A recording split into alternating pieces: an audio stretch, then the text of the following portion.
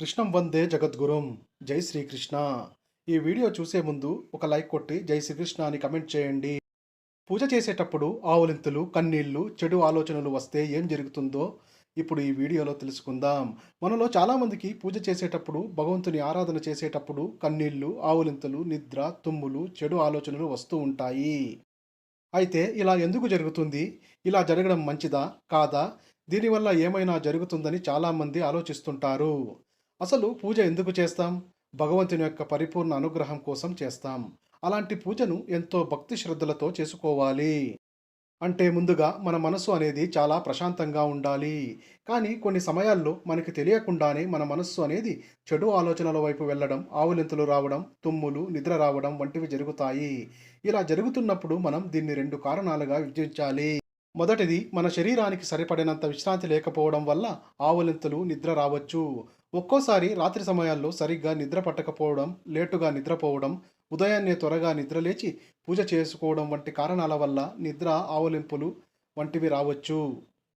ఇలాంటి కారణాలు కాని సందర్భంలో నిద్ర, ఆవలింపులు, తుమ్ములు, చెడు ఆలోచనలు రావడం, ఒక పని చేయిపోయి ఇంకొక పని చేయడం, ఏవైనా వస్తువులు చేయి జారి కింది పడిపోవడం, అలాగే తలభారంగా ఉండడం, శరీరం, కళ్ళు బరువెక్కి ఉండడం ఇలాంటివన్నీ జరుగుతూ ఉంటాయి. ఇలా జరగడానికి గల కారణం ఏమిటంటే, మన చుట్టూ ఉన్న నెగెటివ్ వైబ్రేషన్ అంటే చెడు శక్తులు, విశ్వంలో ఉన్న చెడు శక్తులు మనల్ని పూజ చేయకుండా ఆపుతున్నాయని అర్థం. మన ఇంట్లో కానీ, మన చుట్టూ కానీ నెగెటివ్ ఎనర్జీ ఆవహించి ఉందని అర్థం.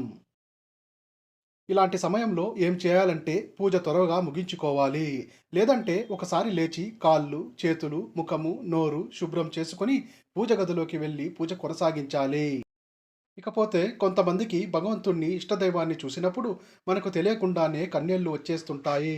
ఇలా రావడానికి కారణం ఏమిటంటే, మనం చాలా భక్తితో భగవంతుని పూజించేటప్పుడు మన కంట్లో నుంచి నీళ్లు వచ్చినా, మన రోమాలు నిక్కబడుచుకున్న అర్థం ఏమిటంటే, మన పూజ భగవంతునికి చేరిందని, అలాగే మన ముందు భగవంతుడు ఉన్నాడని మనం అర్థం చేసుకోవాలి.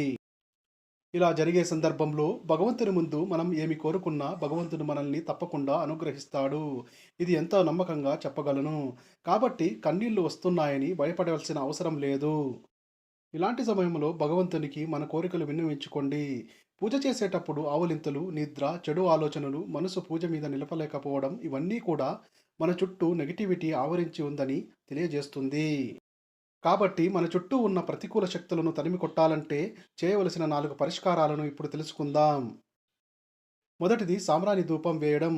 ప్రతినిత్యం ఇంట్లో తప్పక సాంబ్రాణి ధూపం వేయడం వల్ల ఇంట్లో ప్రతికూల శక్తి తప్పక తొలగిపోతుంది.